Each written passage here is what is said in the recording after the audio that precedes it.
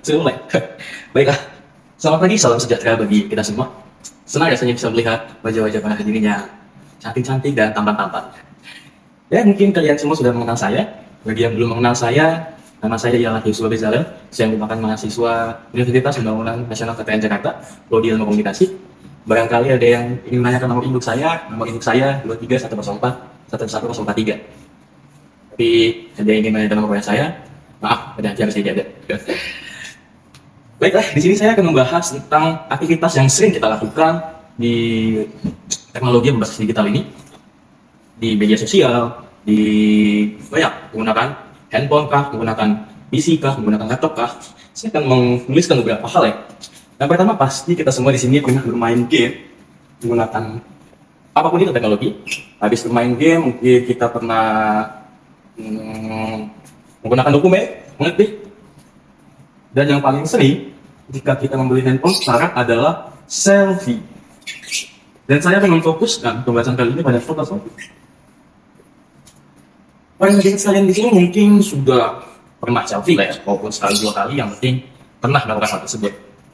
Namun tahukah kalian, para hadirin sekalian, bahwa foto selfie yang kita gunakan bisa menjadi dampak buruk bagi diri kita sendiri. Di sini saya bukan mengatakan tentang bullying. Wah, filternya kayak jamet nih, pasti sekarang yang foto. Bukan seperti itu. Konteks yang ingin saya bahas akan lebih sensitif lagi, dan mungkin akan menjadi sebuah bahasan yang tabu bagi sebagian orang. Saya mengaitkannya dengan konteks pornografi. Seperti yang para hadirin sekalian tahu, bahwa zaman semakin canggih, semua media berbasis digital bisa kita akses kapanpun dan dimanapun, tanpa adanya batas ruang dan waktu. Banyak orang berlomba-lomba untuk menguasai teknologi dengan tujuan yang mulia ataupun dengan tujuan yang maunya dia aja. Jadi apa sih kaitannya foto selfie dengan konteks pornografi? Terlebih lagi saya mengaitkannya dengan teknologi. Jadi gini, para hadirin sekalian, bahwa zaman sekarang sudah ada yang namanya deepfake. Bagi teman-teman para hadirin sekalian yang tidak tahu apa itu deepfake, saya akan menampilkan di layar kaca Anda apa itu sebuah fake.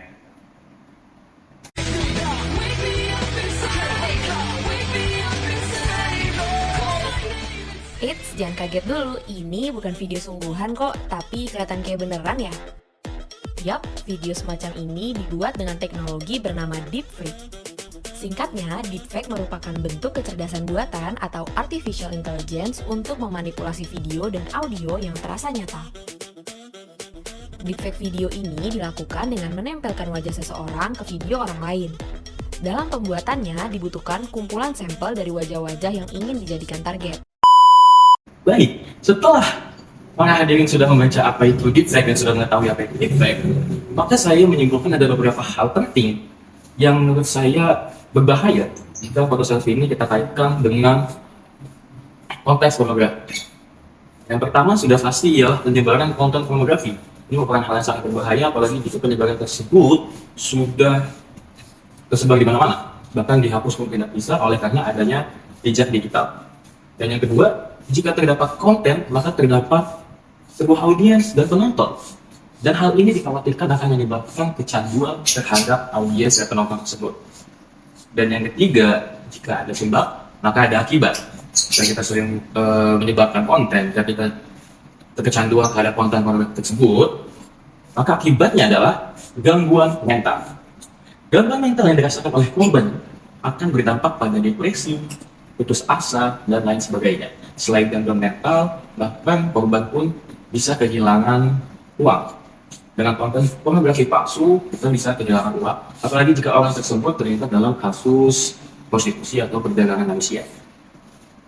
Dan saya di sini syukurnya bukan hanya untuk membahas bahaya-bahayanya saja, tapi saya juga akan memberikan solusi bagi para hadirin sekalian di sini, dan supaya kita tidak terkena ancaman tersebut. Namun sebelum saya memberikan solusi terhadap para hadirin, saya ingin memberikan dulu contoh-contoh kasus nyata di Indonesia tentang foto selfie yang dikaitkan dengan pornografi.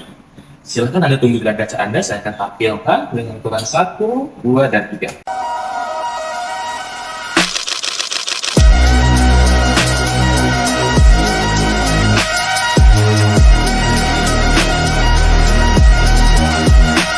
Baik, setelah setelah menonton contoh nyata dan kasus-kasus yang sudah saya berikan di layar kaca para hadirin, sangat menyenangkan kan jika kita mengalami kejadian tersebut dalam hidup kita. Maka saya akan memberikan beberapa solusi yang mungkin bisa membantu kita supaya kita tidak terkena ancaman tersebut. Yang pertama, sudah pasti bahwa kita tidak boleh mengunggah foto yang terlalu pribadi atau foto yang sensitif. Dan yang kedua, kita harus mengajarkan kepada anak-anak dan remaja pemahaman yang baik tentang pornografi. Dan yang ketiga, batasi penggunaan media sosial dan hindari menonton pornografi. Dan yang keempat, ini adalah hal yang menurut saya cukup penting, di mana kita harus mengajarkan anak-anak dan remaja untuk tidak mengirimkan foto atau video yang berbau seksual. Terus bagaimana dong ya jika saya sudah mengalami kejadian seperti itu? Bagaimana jika kita sudah menjadi korban terhadap foto selfie yang digunakan untuk pornografi palsu ini? Tenang saja para hadirin, saya di sini untuk memberikan solusi bagian. Yang pertama, jika kita sudah mendapatkan bencana tersebut dan jika kita sudah mengalami foto kita diambil orang untuk kejadian pornografi palsu, maka kita bisa melaporkan kepada pihak yang berwajib dengan beberapa dasar. Yang pertama ialah Kitab Undang-Undang Hukum Pidana. Pasal 282 KUHP tentang kejahatan asusila. Hal ini bisa kita gunakan untuk menjerat pelaku kejahatan pornografi dengan menggunakan internet. Dan yang kedua, Undang-Undang Nomor 11 Tahun 2008 tentang Informasi dan Transaksi Elektronik atau UU ITE. Pasal 27 ayat 4 UU ITE mengatur tentang penyebaran foto pornografi secara sengaja dan tanpa hak yang dapat dikenakan sanksi pidana. Dan yang ketiga, ada Undang-Undang Nomor 44 Tahun 2008 tentang pornografi atau Undang-Undang Pornografi. Undang-Undang Pornografi mengatur tentang pelarangan penyebaran konten pornografi. Dalam praktiknya, ketiga peraturan tersebut dapat kita gunakan untuk menjadi dasar kita melaporkan kepada pihak yang berwajib jika kita mengalami bencana tersebut. Jadi, kepada para hadirin sekalian, saya himbau untuk tetap was-was, tetap berhati-hati di dalam mengunggah segala sesuatu di media sosial, baik itu foto, baik itu video, maupun hal yang lain yang masuk ke dalam ranah pribadi dan ranah yang terlalu sensitif. Jadi para hadirin yang suka selfie, waspadalah. Dan para hadirin sekalian yang suka menggunakan foto orang lain untuk konten pornografi, bertobatlah. Saya Yusuf Bezara, terima kasih atas perhatiannya. Selamat pagi, salam sejahtera bagi kita semua.